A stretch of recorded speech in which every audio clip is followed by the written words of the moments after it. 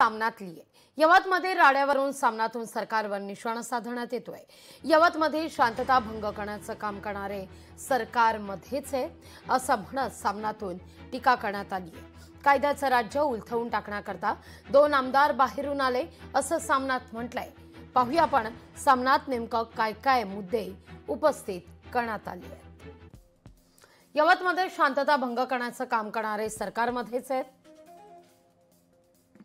समाज माध्यमांवर स्टेटस ठेवून भावना भडकवल्याबाबत संबंधित बाहेरच्या व्यक्तीवर कायद्यानं कारवाई झालीच पाहिजे होती।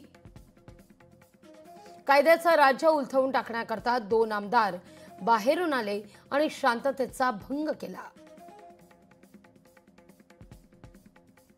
दौंडचे आमदार राहुल कुल हे देखील भाजपचे नवहिंदुत्ववादी,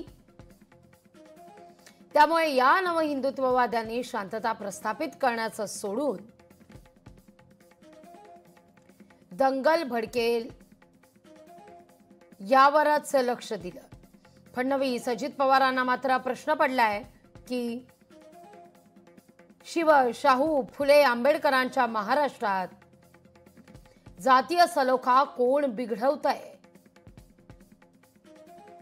असं म्हणत यवत कोणी पेटवलं असा सवाल सामनातून उपस्थित करण्यात आलेला आहे।